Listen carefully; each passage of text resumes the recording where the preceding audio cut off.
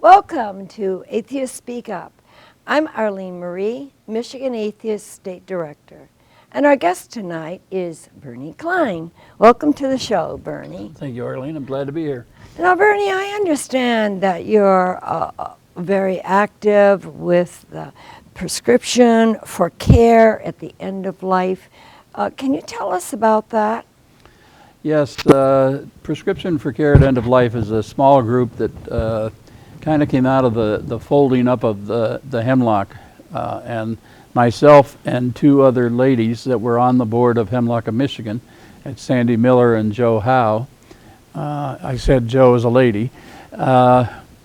They formed this organization with another fellow about 3 or 4 years ago, and after my escapade last year, a little over a year ago with Final Exit Network, they were urging me to come on their board, and I finally did. So I'm active with that, and our mission is to educate and promote knowledge and awareness of patients' rights and advanced medical directives for what will people accept in the way of treatment at the end of their life.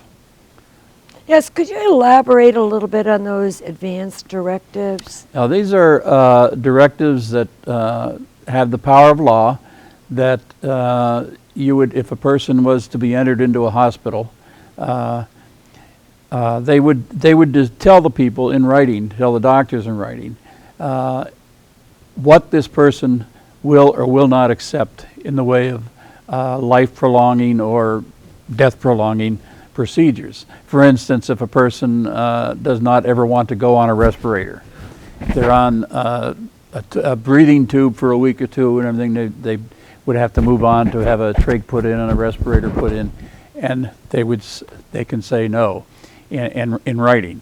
And whoever has the power of attorney for that person would be the one to enforce that. If the person was conscious, they could say so themselves, and this is my directive, I already gave it to you, and the hospital would be bound to follow it.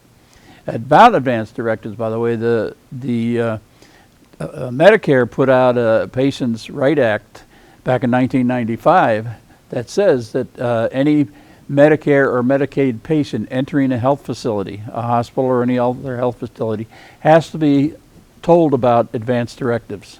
And the facilities also is supposed to have forms there for them. Nobody is forced to make an advance directive, but the hospitals are supposed to have the information available for them. Oh, is that something new, did you say? No, 1995.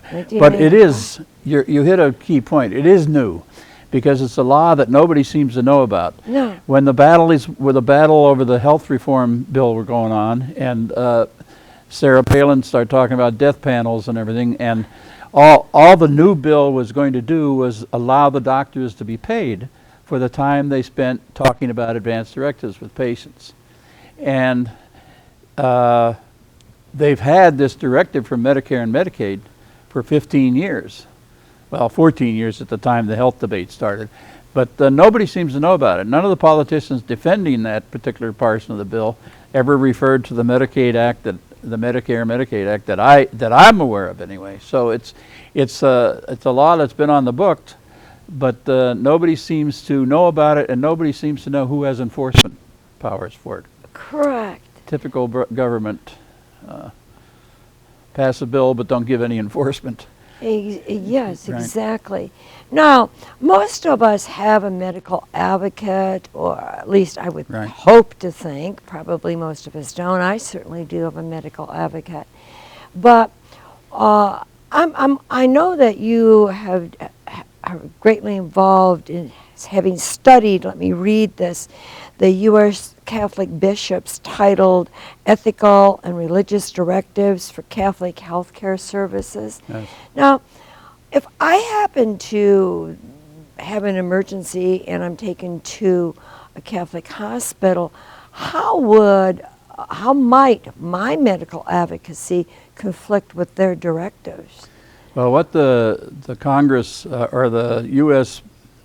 Conference of Bishops, Catholic Bishops, this directives that they put out in the end of November of 2009 for directives to Catholic hospital and healthcare. The part that we're concerned about is the issue you hit on, is they have said in that directive that if a person's advance directive conflicts with Catholic teaching, it does not have to be honored. So what that means, if you said you don't want to be, let's say you're in a situation where you can still speak for yourself, so forth, and you tell them, well, this is what my advance directive is, and I want you to stop food and water and put me on a morphine drip so I sleep through while as I'm dying. That would be contrary to Catholic teaching, and in fact they specifically address that issue in their directives. And that's what's got our group so concerned, is that they are giving the hospitals directions to ignore or overturn a person's advance directive. Now, how that's going to happen in the hospitals, nobody knows for sure. Whether the doctors will honor it or not, that comes to be seen. But the specific points we were concerned with, first of all, and this first statement that's in that directive will make any atheist blood boil, is that we do not own our bodies. Our bodies do not belong to us. Right. They say that very early in the preamble. But the directive, the part that concerns us the most is in the last, Section 5, which is directives for end of life. And they say in there, in two cases, if a person is almost dead, the death is imminent, and putting in food and water would be a detriment would cause other complications and would not significantly prolong the person's life anyway, then they can let the person go. However, the person must be conscious and be able to make this decision themselves. And they also rule out sedation for that person. The person is conscious and dying and wants food and water stopped to hasten it. They'll allow that as long as they stay conscious. And then they make a statement that if the person's in great pain, they can give them pain medications during this time. But if their pain cannot be alleviated, they should be taught the Catholic teaching on redemptive, the value of redemptive suffering. Now, to me, that's cruel and inhuman, that you're going to make the person, and I don't even know what that means, redemptive suffering. Yes. But at any rate... But could you elaborate on it, please? Well, the Catholic Church believes that suffering is ennobling. And thus, if a person is consciously suffering and you've tried all the medication that you can give them for the pain, and you can't give them any more without rendering them unconscious, then you have to stop. You can't give them any more pain medication. He just has to suffer. And they believe that there is power in redemptive suffering. I've heard people say, well, there are lessons to be learned from suffering. Now, pray tell, no pun intended, but pray tell, what lesson does the dying person learn, and how are they going to apply it? And who is getting these lessons for suffering? Anybody that has sat with a loved one that's dying and is suffering knows that there's nothing ennobling about it. But that's the Catholic teaching that they say they won't allow. The second step that's got us concerned, part of this Section 5, is where they say if a person's in a persistent vegetative state, in other words, they're brain dead. But their heart is still good, and there is a possibility that they may live on for a few years. Those people have to be given hydration and nutrition artificially, and even if the person may live on for a number of years. So in other words, if you ended up in the hospital because of a massive stroke or automobile accident or whatever, but you were basically brain dead and in a persistent vegetative state, you could not, and obviously if you're in that state you're not conscious, and regardless of what your directive says, and regardless of what your advocate says, the power of attorney person, they will not honor it. You will have to be hooked up to these things.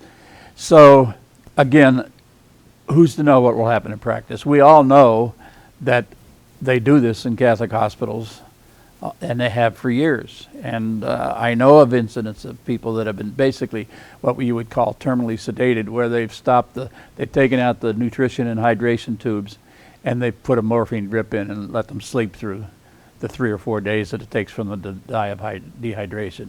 You'll always die of dehydration before you would die of food starvation. So what our group, Prescription and for Care at End of Life, we decided to let's do something locally. So we wrote a letter to the St. Joe's Hospital in Ann Arbor and all the Catholic hospitals in Detroit, and we pointed out the parts in the Bishop's Edict that concerned us, and we said we would like an answer from you on whether you will, if you're going to abide by the Bishop's Directives and not honor people's advance directives, will you tell them this at the time of entry when they're brought to the hospital and they give you an advance directive? Would you tell them that we can't honor this and they can then transfer it to a non-Catholic facility? Or if they're brought in a vegetative state and their directive says, I do not want to be kept alive in this state, will you have a protocol in place to transfer them to a non-Catholic hospice or a non-Catholic hospital where they can die in peace? And we didn't figure that any hospital would bother to respond to a tiny little group in Ann Arbor, so we sent a copy of the letter that we sent to the hospitals. We sent it to all the print and news media, all the TV stations in Detroit, the newspapers in Detroit and Ann Arbor, and the Oakland Press. We sent a copy to the New York Times. We sent it to AARP and some other organizations. The letters to the media, to the hospitals went out 2 weeks ago. We gave a week. We let them go for a week, and then we sent the press thing out. And the press, there's a cover letter with the letter to the hospitals attached, and they went out a week ago. And so far, we haven't heard anything. Our hope was that somebody in the media would pick up on this and start interviewing people at Catholic hospitals and find out.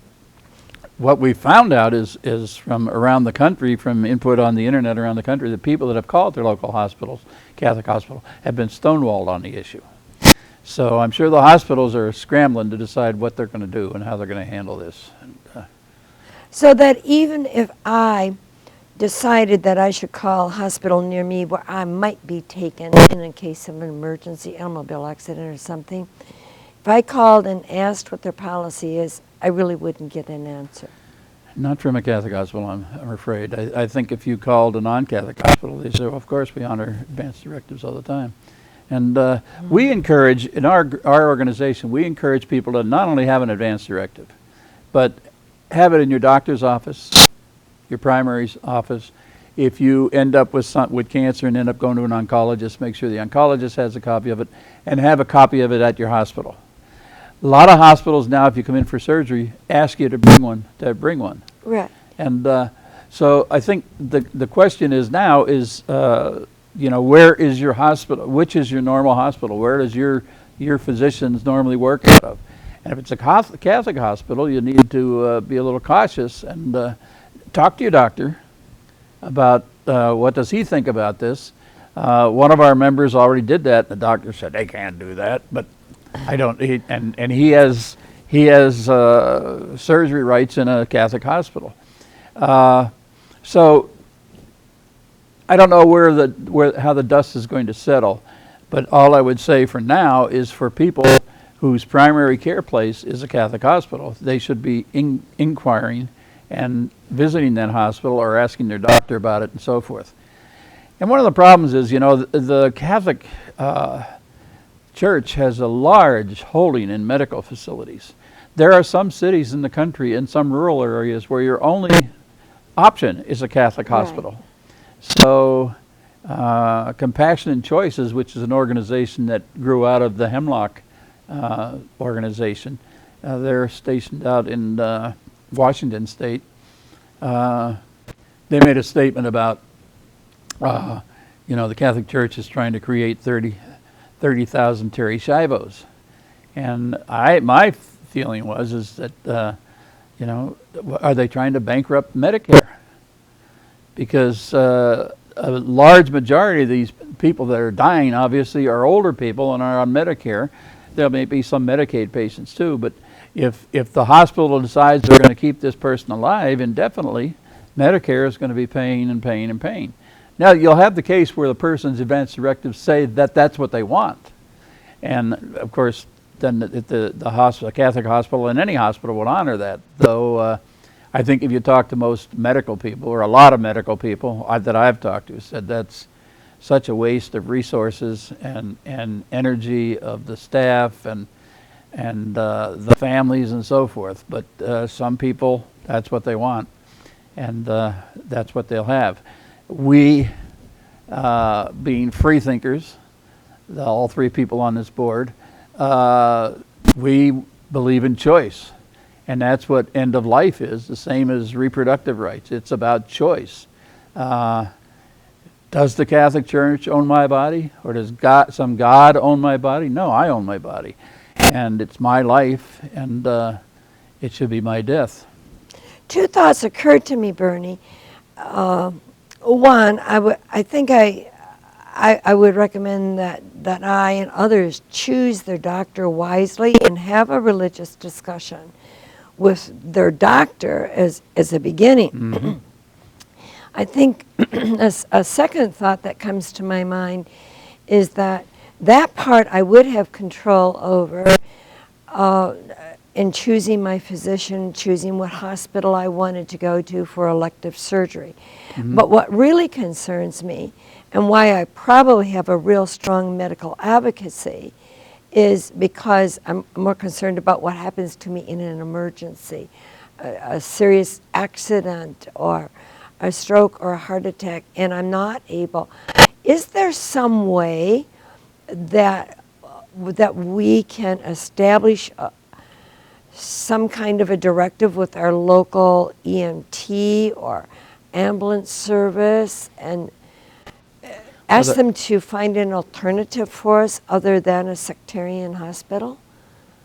I don't know of any such plan, but I think if the bishops' directives start to get enforced that way, that the way they're written, then you're going to start to find that. You're going to start to find people either insisting when the ambulance comes to pick them up that you take me to, for instance, in Ann Arbor, to U of M instead of St. Joe's. That sort of thing. I don't know that it'll come to that, but that's another point we make is that take your advance directives with you if you're traveling. I know you and George go up to Canada every summer. I'm going to be heading off to New Jersey, New York next week, and I should take that with me, yes. You should. And so when my wife and I travel, we always take ours with us because we end up in the hospital there, and our kids fully understand it. That's another thing. If you have an advance directive, people that are in your life and that love you and care about you have to know about it. My wife is the advocate for me, has the power of attorney for me, and vice versa. But if she's not able to act, or she's no longer around, then my oldest daughter has the right. And then if she won't if she can't bring herself to tell them to pull the plug, for instance, and my son comes in, well, we've discussed it with our children and everything, and they've assured us whatever we want, they'll do. And it becomes a problem for people that don't have family. But there are groups that provide advocates that will act as a power of attorney for a person that has no family, or else has family that is totally opposed to their wishes on death and dying. But hold active medical advocacies right now. Yes, there are groups who will do that. Yeah. But I was rather impressed with one of the statements that you said, that you and your wife and your family have discussed this. Right. I think there are too many people who don't openly discuss this and make these discussions easy for the whole family. That's a problem in our culture. And not only our culture, most cultures of the world, is that the European cultures, at least that I know about, is death is a taboo subject. You know, we don't like to talk about it. We don't like to face our mortality, so it doesn't get discussed. And I knew a couple where it was a second marriage, and he wouldn't even tell her if he had life insurance because that meant talking about death. Oh my! And so you get things that are that stringent. You get people that are saying, well, I know how I'm going to die and everything. And then you find out they've never written anything down. And in the most publicized cases in our country over the years, there have been young people that have been the big cases. Terry Schiavo and Crozan and the first woman, I forget, but they had nothing written down. But their parents, or in the case of Terry Schiavo, their husband had heard them say they don't want to live this way, but it's not on paper, so it doesn't have the legal punch.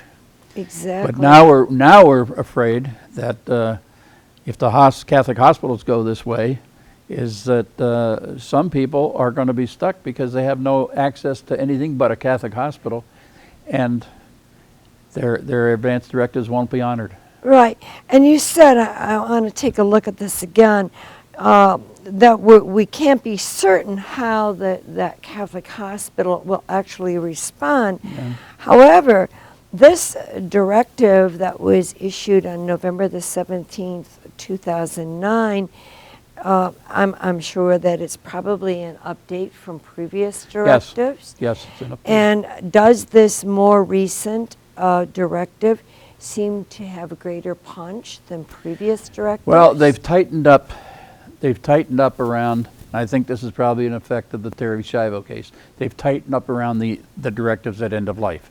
It's on the internet, this document. It's 31 pages long. And very close to the end, they get to the death and dying ending. And that's where they've tightened the thing up about the person has to be given food and water. And that's the thing that's... So let's see, do I have a website for our listeners to check that out? All you have to do is Google the title, which is... title, U.S. Catholic Bishops, Ethical and Religious Directives for Catholic Healthcare Services, 5th edition. Right. You just put in you don't even have to put the 5th edition in there. You just put that first part in there and it'll come up. And you'll have the website. And I was thought about bringing the website, but the link is like that long. Yeah. So some people have told me they've gone blind trying to read it, but